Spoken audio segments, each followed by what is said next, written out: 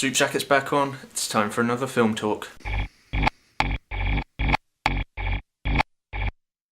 Before The Wolf of Wall Street, I'm a bit ashamed to admit that I'd never actually seen a Martin Scorsese film, but I was very aware of his reputation as arguably one of the best filmmakers ever, but I'd just never gotten around to seeing one of his films. But going in to see this film, I had very high expectations and I expected all the positive hype around it to be true. And that's exactly what happened. The Wolf of Wall Street is a very fine film and is definitely deserving of all the praise and raised eyebrows it's received. Raised eyebrows? Well, any film centered on a drug-abusing, corrupt, greedy, fraudulent stockbroker and his company is going to receive some raised eyebrows. Saying it like that makes it seem like this is an odd film to receive such high praise. But that's just looking at it on face value. It's the acting and directing that equally make this film so entertaining and interesting, despite what it's based on. Oh yeah, Leonardo DiCaprio isn't playing a fictional character. Jordan Belfort is a real person, and what happens in the film did happen. It's based on his actual memoirs. And in truth, this is an odd film because of exactly what Belfort does, but DiCaprio's performance as him is so good and so entertaining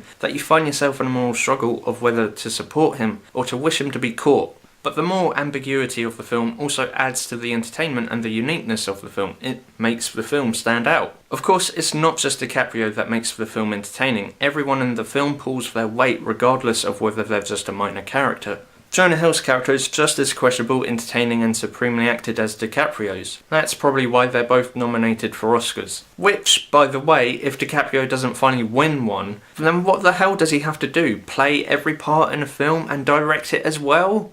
But despite all the praise that I could go on and on giving Wolf of Wall Street, there is the one thing, the sole flaw that I can judge it on. Just the length of the film. Nearly 3 hours on the dot. And although it makes sense for a film all about over-excess and greed to be a very long film, for me 3 hours is just a little bit too much. Some of the scenes I felt started to go a bit too far, but then they always seem to thankfully change up. But even so, I think 2 hours 45 minutes would have been a much better length. But then I wouldn't want to take anything away from the brilliant acting, so perhaps 3 hours suits the film fine and I'm just nitpicking. Either way, that's my opinion on The Wolf of Wall Street, a brilliantly acted and directed film which is just as entertaining as it is morally ambiguous. If you haven't seen it, then I don't know what you're doing here, but you may as well just wait till the end of the video anyway and then go see the film. If you enjoyed this video, then please like and subscribe. If you have seen The Wolf of Wall Street, then feel free to let me know what you thought down in the comment below. Links to my Facebook, Twitter and previous video are down in the description, so feel free to check those out. Thank you so much for watching this video. I will see you next time.